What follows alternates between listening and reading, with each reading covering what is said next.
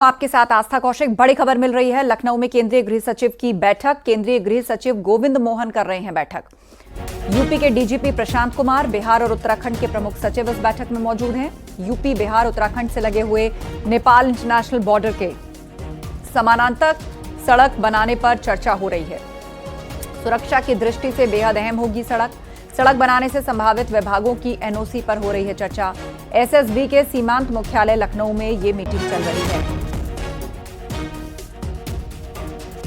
तो बैठक में डीजीपी प्रशांत कुमार मौजूद हैं। केंद्रीय सचिव गोविंद मोहन इसकी अध्यक्षता कर रहे हैं। बैठक में डीजीपी प्रशांत कुमार शामिल हैं। नेपाल बॉर्डर पर सड़क बनाने पर चर्चा हो रही है। बिहार और उत्तराखंड के प्रमुख सचिव भी इस बैठक में मौजूद हैं। नेपाल इंटरनेशनल बॉर्डर को लेकर ये अहम बैठक चल रही है। बॉर्डर के पैरेलल सड़क बनाने पर चर्चा हो रही है। ये सुरक्षा की दृष्टि से और स्ट्रैटेजिकली काफी महत्वपूर्ण है, जहां पर सड़क बनाने और उसकी एनओसीज को लेकर चर्चा हो रही है। तो नेपाल बॉर्डर पर सड़क बनाने पर चर्चा हो रही है। ऋषभ मणि त्रिपाठी से इस पर अपडेट लेते हैं। ऋषभ, बताइए इस मीटिंग की डिटेल्स। देखिए, जो जानकारी मिल रही है उसके मुताबिक केंद्रीय गृह सचिव गोविंद मोहन राजधानी लखनऊ में है। एसएसबी का जो सीमांत मुख्यालय है लखनऊ में, वहां पर एक अहम बैठक कर रहे हैं। इस बैठक में उत्तर प्रदेश के डीजीपी प्रशांत कुमार, बिहार और उत्तराखंड के मुख्य सचिव भी शामिल हैं। और जैसा बताया जा रहा है, उत्तर प्रदेश, बिहार और उत्तराखंड राज्य से जो नेपाल का इंटरनेशनल बॉर्डर लगता है उसके समानांतर एक सड़क बनाने को लेकर के चर्चा चल रही है। जो अन्य संबंधित विभाग हैं इस पूरे कार्य से, उनकी एनओसी को लेकर के चर्चा हो रही है। जैसा बताया जा रहा है कि ये सड़क आने वाले दिनों में देश और इन राज्यों के लिहाज की सामरिक जो क्षमता है, जो सुरक्षा की दृष्टि है, उसको लेकर के ये काफी अहम होने वाली है। हालांकि अभी तक कोई भी ऑफिशियल डिटेल साझा नहीं की गई है मीडिया के साथ, लेकिन हमारे जो सोर्सेज उन्होंने कंफर्म किया है ये मीटिंग चल रही है और इस इंटरनेशनल बॉर्डर के समानांतर सड़क बनाने को लेकर इस मीटिंग में चर्चा हो रही है। बहुत शुक्रिया, आप नजर बनाए रखें इस बैठक पर।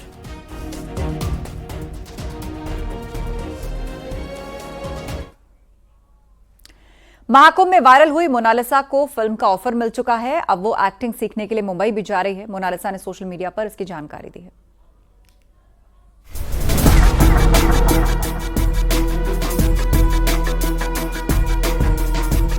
Viral girl Monalisa social media पर पूरी तरह छाई हुई है। महाकुंभ में उसकी नशीली आंखें ने सबका ध्यान खींचा और रातों रात सोशल मीडिया की सनसनी बन गई। इसके बाद उसे फिल्म का ऑफर भी मिला। खुद मोनालिसा फिल्मों में काम करने की इच्छा जाहिर कर चुकी थी। सोशल मीडिया ने तो उसे पॉपुलर कर दिया। अब मोनालिसा एक्टिंग में अपनी किस्मत आजमा रही है। अपनी पहले फिल्म से पहले मोनालिसा को कई चीजों पर काम करना है, जिसमें पर्सनैलिटी डेवलपमेंट से लेकर एक्टिंग की क्लास तक शामिल है। वहीं इसी बीच मोनालिसा ने इस बात की जानकारी दी कि उसका फोटोशूट हो चुका है और वो एक्टिंग सीखने के लिए मुंबई जा रही है। इसके लिए उसने अपने फैंस से समर्थन की अपील भी की है। अभी मैंने फोटो खिंचवा ली है और कल चली जाऊंगी एक्टिंग सीखने के लिए। फिर आप लोगों का यूं ही प्यार रहना चाहिए, यूं ही सपोर्ट करते रहना। फिल्म डायरेक्टर सनोज मिश्रा ने मोनालिसा को डायरी ऑफ मणिपुर में कास्ट किया है, जिसके लिए मोनालिसा बेहद उत्सुक है। फिल्म की शूटिंग कुछ दिनों में नॉर्थ ईस्ट में शुरू होगी और इसी साल अक्टूबर तक रिलीज भी हो जाएगी। ऐसे में मोनालिसा अब एक्टिंग में हाथ आजमाने के लिए माया नगरी की राह पकड़ रही है। सोशल मीडिया पर मोनालिसा के बारे में खूब चर्चा है। इतना ही नहीं, उसके ग्लैमर लुक वाले डी फेक वीडियो भी वायरल हो रहे हैं। मोनालिसा का पिछले दिनों सोशल मीडिया अकाउंट भी हैक हो गया था। वहीं कहा जा रहा है कि उसके कई फैन पेज बन गए हैं। उसके कई वीडियो सामने आ रहे हैं, जिससे वो खबरों में लगातार बनी हुई हैं। मोनालिसा माला बेचने के लिए महाकुंभ आई थी, लेकिन उसकी माला से ज्यादा उसकी नशीली आंखों के बारे में ज्यादा चर्चा होने लगी, जिसके बाद वो घर भी लौट आई। लेकिन उसे भी शायद यकीन नहीं होगा कि उसकी प्रसिद्धि उसे फिल्मों में काम दिला देगी। मोनालिसा बेहद साधारण परिवार से आती है। उसकी जिंदगी किसी फिल्मी कहानी से कम नहीं है। मोनालिसा ने हीरोइन बनने का सपना देखा था, अब उसके पास फिल्म भी है। वो फिल्मों में क्या कमाल कर पाएंगी ये तो आने वाला वक्त बताएगा, लेकिन फिलहाल वो सोशल मीडिया पर खूब सुर्खियां बटोर रही हैं। Bureau report, news 18।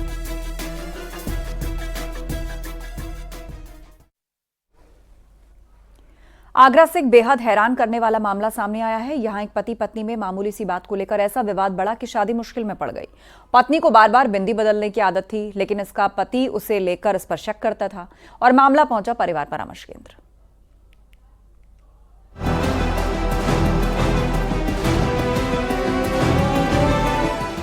महिलाओं के 16 श्रृंगार में से एक मानी जाती है बिंदी, लेकिन आगरा में बिंदी ही पति पत्नी के बीच झगड़े की वजह बन गई और बात इतनी बढ़ी कि ये रिश्ता ही खराब होने की कगार तक पहुंच गया। ये बेहद ही अजीबोगरीब मामला है। पत्नी को बिंदी लगाने का शौक था, लेकिन पति को इसी बात से आपत्ति थी। इतना ही नहीं, ये भी कहा जा रहा है कि पति शक कर रहा था कि वो इतनी बिंदी किसी दूसरे शख्स को दिखाने के लिए लगा रही है। पुलिस के पास मामला पहुंचने के बाद इसे परिवार परामर्श केंद्र में भेज दिया गया, जिसे सुनकर काउंसलर भी चकरा गए। कहते हैं बिंदी एक सुहागन की निशानी होती है, लेकिन आपको बताएं कि उसी बिंदी की वजह से पति पत्नी का रिश्ता खराब हुआ, बात तलाक तक पहुंच गई, तो कैसा लगेगा। एक अनोखा मामला ताजनगरी आगरा से सामने आया। जब पुलिस के सामने ये मामला पहुंचा तो पुलिस भी माथा पकड़ने पर मजबूर हो गई। लड़के अगर शक करें तो किस चीज़ पर भी कर सकते हैं। अब लड़का केवल इस बात को लेकर लड़की को परेशान कर रहा है कि इतनी सारी जो बिंदियाँ होती हैं, जो माथे पे लगाई जाती है बिंदियाँ, वो इतनी ज़्यादा इन्वेस्ट कहाँ हो रही हैं। अब वो उसकी बिंदियों के काउंटिंग करता है, उनको गिनता है कि इतनी बिंदी थी। जैसे एक हफ्ते में 7 बिंदी खर्च होनी चाहिए। अब एक बार वो बिंदी खर्च हो गई 30 या 35। पिछले साल ही दोनों की शादी हुई थी। शादी के कुछ वक्त तक तो ठीक चलता रहा, लेकिन धीरे धीरे दोनों में विवाद शुरू होने लगा। बिंदी को लेकर घर में अक्सर क्लेश होने लगा। महिला का पति उसे बार बार बिंदी लगाने से मना करने लगा। बार बार टोकने से महिला का सब्र भी जवाब दे गया, जिसके बाद उसने अपना ससुराल छोड़ने का फैसला कर लिया। वो मायके में ही रहने लगी। उसके पति ने कई बार उसे घर लौटने को कहा, लेकिन वो नहीं मानी। लड़कियां कहना है मेरे मुंह धोआ, या मैं सुबह सो के जागी, या शाम को तो पसीने की वजह से कि बंदी छूट गई तो मैंने नई बिंदी दोबारा से अपने लगा ली। तो अब उसको लगाने को लेकर ही लड़ाई हो रही है। अब बात इतनी ज़्यादा बढ़ गई कि वो बिंदी की चीज़ें बहुत 10 चीज़ें ऐड हो जाती हैं। काउंसलरों ने दोनों को बहुत समझाया, जिसके बाद दोनों मान गए और दोनों का रिश्ता बिगड़ने से बच गया। अब महिला अपने पति के साथ ससुराल चली गई है।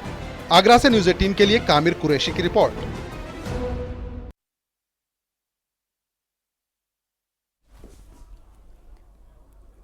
ग्रेटर नोएडा वेस्ट में खराब पानी की समस्या लगातार बढ़ती जा रही है। हाई राइज सोसाइटीज में रहने वाले लोग खराब पानी पीने से बीमार हो रहे हैं। आपको एक रिपोर्ट दिखाते हैं।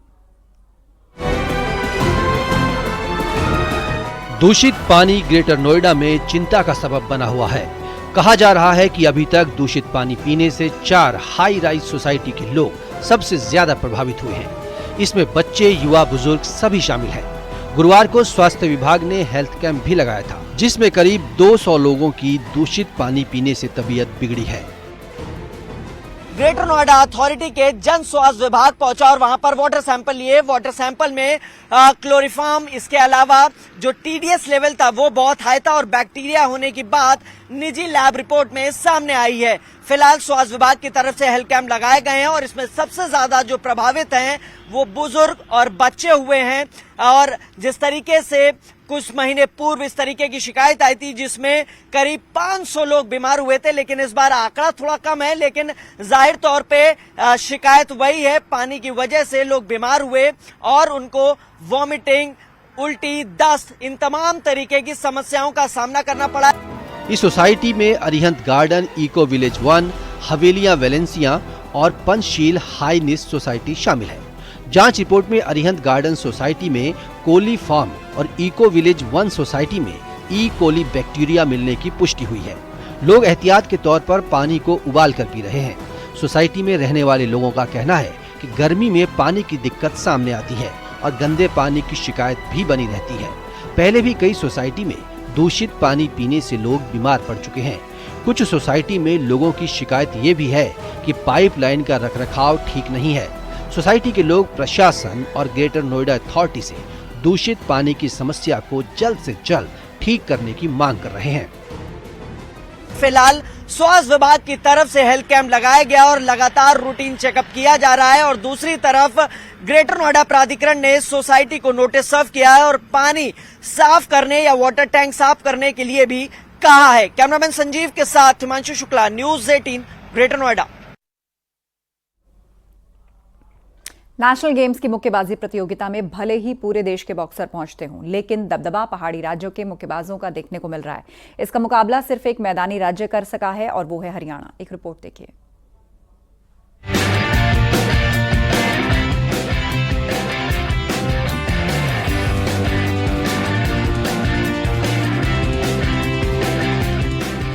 राष्ट्रीय खेलों की बॉक्सिंग प्रतियोगिता में पहाड़ी राज्यों के मुक्केबाजों ने अपना लोहा मनवाया है। आलम यह है कि उत्तराखंड से लेकर मणिपुर, हिमाचल, नागालैंड और असम जैसे राज्यों के मुक्केबाजों ने सभी को पस्त कर डाला।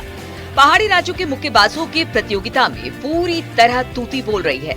इन राज्यों के महिला हो या फिर पुरुष, ज्यादातर मुक्केबाज विरोधी को धूल चटा रहे हैं। आलम यह है कि बॉक्सिंग के सेमीफाइनल में 5 पहाड़ी राज्यों के 18 खिलाड़ी पहुंचने में कामयाब रहे। तो सबसे ज्यादा जो डोमिनेटिंग फैक्टर है बॉक्सिंग में वो है स्ट्रेंथ इंडोरेंस। और पहाड़ों में जो हमारी ऑक्सीजन कम होने की वजह से और हिली एरिया ज्यादा है, हम चलने का काम ज्यादा करते हैं, मेहनत ज्यादा लगती है, तो इंटरनली बॉक्सर बहुत स्ट्रांग होता है। पहाड़ी राज्यों के बॉक्सरों की सफलता के लिए पहाड़ के हालात भी काफी मददगार साबित हो रहे हैं। कम ऑक्सीजन में रहने की आदत इन्हें ज्यादा मजबूत बनाती है। यही नहीं, पहाड़ जैसी चुनौतियों से टकराकर यहाँ के खिलाड़ियों का स्टैमिना मैदान के मुकाबले ज्यादा है। नेशनल गेम्स के सेमीफाइनल में असम के 6 बॉक्सर, उत्तराखंड के 5, हिमाचल प्रदेश के 3 और मणिपुर और नागालैंड के 2-2 बॉक्सर पहुंचे हैं। पहाड़ी राज्यों के कई खिलाड़ी ऐसे भी हैं जो अपने राज्यों के बजाय सर्विसेज के लिए खेल रहे हैं और वहां भी जोरदार प्रदर्शन कर रहे हैं। ट्रेनिंग करने से काफ़ी बढ़िया रहता है, स्टामिना हमारा बढ़ता है। रिंग में जो हमारी एक्सप्लोसिवनेस है, 3 राउंड तक जो लगातार मुक्के हमें बरसाने पड़ते हैं, उसके लिए काफ़ी सफलतापूर्वक माना गया है हाई एल्टीट्यूड ट्रेनिंग। तो इसीलिए मुझे लगता है ये भी एक वन ऑफ द रीज़न है कि जो हाई एल्टीट्यूड में ट्रेनिंग करते हैं उनकी जो एंड्योरेंस लेवल काफ़ी अच्छा रहता है। 5 पहाड़ी राज्यों का सिर्फ एक मैदानी राज्य हरियाणा ही मुकाबला करता नजर आया है। हरियाणा के भी 5 मुक्केबाज सेमीफाइनल में जगह बनाने में सफल रहे हैं। नेशनल गेम्स में पहाड़ी मुक्केबाजों का जो प्रदर्शन अब तक का सामने आया है, उससे ये बात तो साबित होती है कि अगर पहाड़ के खिलाड़ियों को बेहतर ट्रेनिंग और सुविधाएं दी जाए तो अन्य खेलों में भी ये अपना लोहा मनवा सकते हैं। न्यूज़ 18 के लिए पिथौरागढ़ से विजय वर्धन उप्रेती की रिपोर्ट। उत्तराखंड के एक युवा तीरंदाज ने अपनी मेहनत और जुनून से नेशनल गेम्स में वो कर दिखाया जो कई लोगों के लिए नामुमकिन था और जिसे कभी धनुष खरीदने के लिए सब्जियां तक बेचनी पड़ी थी।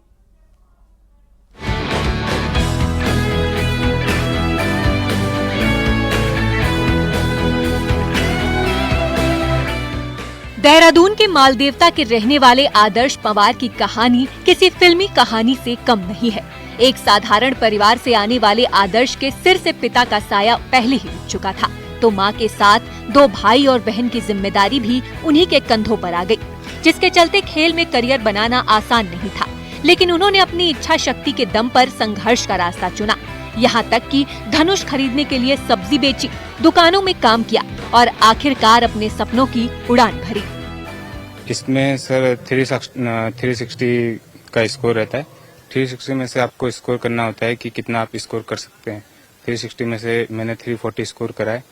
इससे पहले 2015 में 337 था, वो रिकॉर्ड ब्रेक करा है। और डबल 50 होता है इसमें, डबल 50 का भी मैंने रिकॉर्ड ब्रेक करा है। डबल 50 का 665 था, वो मैंने 673 ब्रेक करा है। ये सर पार्ट टाइम जॉब वगैरह से या किसी से लेके ये मदद लेके तब हो जाता है। आदर्श के कोच भी मानते हैं कि आर्थिक तंगी के चलते आदर्श को कई बार दिक्कतें हुई, जिसे पूरा भी किया गया। वहीं आर्चरी एसोसिएशन के अध्यक्ष का कहना है कि आदर्श के कई नेशनल रिकॉर्ड भी तोड़े हैं। उन्होंने आर्चरी के लिए एक अलग से ग्राउंड की भी मांग की है। सर ऐसे जब कभी उसको इक्विपमेंट की जरूरत होती है तो बोल देता है कि सर मेरे पास इक्विपमेंट कभी एरो नहीं है या कुछ लिंस वगैरह की, क्योंकि इंडियन उनका लिंस का और एरो का ज़्यादा प्रॉब्लम रहता है। तो वो हम लोग हेल्प कर देते हैं उसको, जब उसको ज़रूरत होती तो दे देते हैं। और गवर्नमेंट का अभी देखिए बात हो रही है, हो रखी है गवर्नमेंट से, और ऐसे बच्चे होनहार बच्चे हैं, उसने नेशनल रिकॉर्ड बीट किया है, तो हम लोग जरूर चाहेंगे कि गवर्नमेंट उसके आर्थिक रूप से सहायता कर सके ताकि वो बच्चा कंटिन्यू आगे अच्छा कर सके। तीरंदाजी में आदर्श पवार ने अपने नाम के अनुरूप ही एक आदर्श प्रस्तुत किया है, जिसकी गूंज सिर्फ उत्तराखंड में ही नहीं बल्कि अब देश भर में सुनाई पड़ रही है। और उम्मीद है कि आदर्श जल्द ही दुनिया में अपनी तीरंदाजी का जलवा दिखाएंगे। न्यूज़ 18 के लिए देहरादून से सत्येंद्र बर्तवाल की रिपोर्ट।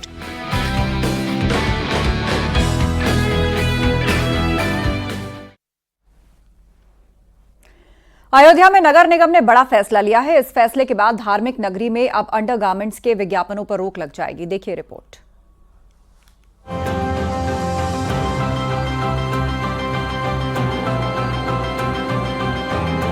प्रभु राम की नगरी अयोध्या में रोजाना लाखों की संख्या में भक्त दर्शन के लिए आ रहे हैं, जहां शासन प्रशासन श्रद्धालुओं की सुविधाओं में लगातार इजाफा कर रहा है, तो वहीं नगर निगम की बैठक में धर्म नगरी अयोध्या के लिए एक नया फैसला लाया गया है। इसके मुताबिक अंडरगारमेंट्स के विज्ञापनों पर रोक लग जाएगी। नगर निगम क्षेत्र में अब अंतः वस्त्रों के प्रचार प्रसार पर प्रतिबंध लगाने की तैयारी में अयोध्या नगर निगम है। वजह जाहिर सी बात है कि अयोध्या धर्म नगरी है, सांस्कृतिक नगरी है, ऐसे में फुहरता परोसने वाले विज्ञापनों पर प्रतिबंध लगना चाहिए। शायद यही वजह है कि अंतः वस्त्रों के प्रचार प्रसार पर जो होर्डिंग लगाई जाती थी उस पर पूर्ण रूप से धर्मनगरी अयोध्या में प्रतिबंध लगा दिया जाएगा। सरकार से यही विनती करती हूँ कि ऐसे प्रचारों को बंद करा जाए ताकि हमारी बहन बेटी खुलेआम बाजार में जा सके। हर बाजारों में कोई ना कोई जगह ऐसा होल्डिंग लगा है जहाँ बहन बेटियों की निगाह भी पड़ती है तो उन पर गलत असर होता है। छोटे छोटे लड़कों पे भी आजकल ऐसा असर हो रहा है कि उनकी भी कुछ कह नहीं सकते हैं। इसलिए मैं सरकार से यही प्रार्थना करती हूँ कि इन सब चीजों पर रोक लगाई जाए।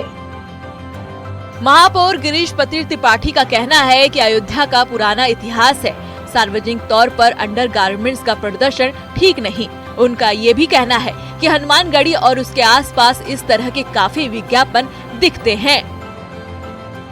महानगर में के सांस्कृतिक वातावरण में कोई फुहड़ता और अश्लीलता की कोई गुंजाइश छोड़ना नहीं चाहता, ठीक है।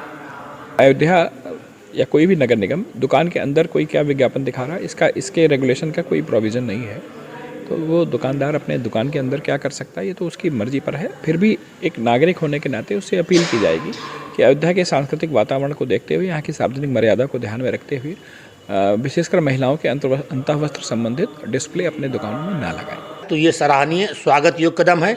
इसी के साथ साथ जैसे मेडिकल स्टोर पर आप जाएं तो एक बोर्ड लगा होता है, बोर्ड के नीचे एक ऐड चलता है, उस ऐड में नाग्न अर्धनाग्न आपत्तिजनक दृश्य दिखा करके और प्रचार किया जाता है।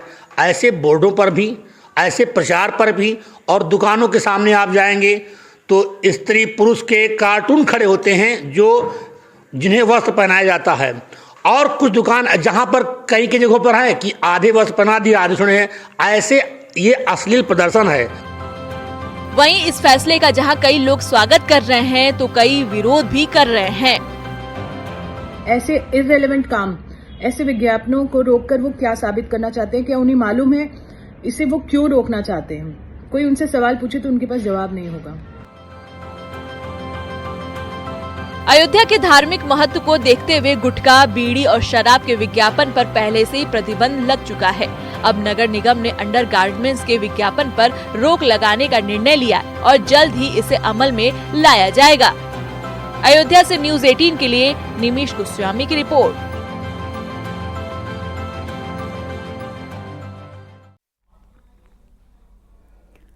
और आज शाम मोदी कैबिनेट की बैठक है जिसमें नए इनकम टैक्स बिल को मंजूरी मिल सकती है। ये बिल इनकम टैक्स से जुड़े हुए नियमों को आसान बनाने के लिए, इसमें कई प्रोविजंस ऐसे भी किए जा सकते हैं जिसे लागू होने के बाद इनकम टैक्स में राहत के लिए बजट तक का इंतजार नहीं करना होगा और ना ही इनकम टैक्स एक्ट में संशोधन करने की जरूरत होगी। कैबिनेट से मंजूरी मिलने के बाद सोमवार को लोकसभा में इसे पेश किया जा सकता है और इसे स्टैंडिंग कमेटी के पास भेजा जा सकता है।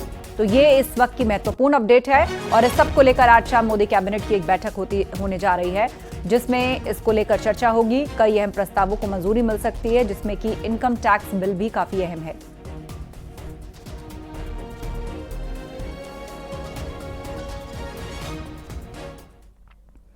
बुलंदशहर में करीब 110 बीघा खेती की जमीन को अवैध कब्जे से मुक्त कराया गया और इस जमीन की कीमत करीब 250 करोड़ रुपए बताई जा रही है। नगर पंचायत प्रशासन और तहसील प्रशासन ने कार्रवाई की। मामला थाना औरंगाबाद क्षेत्र में sugar mill road, Moodi road, Syana road, Jahangirabad road, Tikri road नगर पंचायत कार्यालय के आसपास का है और एसपी के पूर्व जिलाध्यक्ष और उनके परिवार वालों का इस जमीन पर कब्जा था और कब्जा मुक्त कराने के बाद इस जमीन पर गौशाला में पाले जा रहे गौवंश के लिए हरे चारे की व्यवस्था करवाई जा रही थी, जहां पर ट्यूबवेल लगवाया गया। जमीनों को कब्जा मुक्त कर नगर पंचायत और तहसील के बोर्ड लगवाए गए और इलाके में लगातार पैमाइश का काम भी चल रहा है।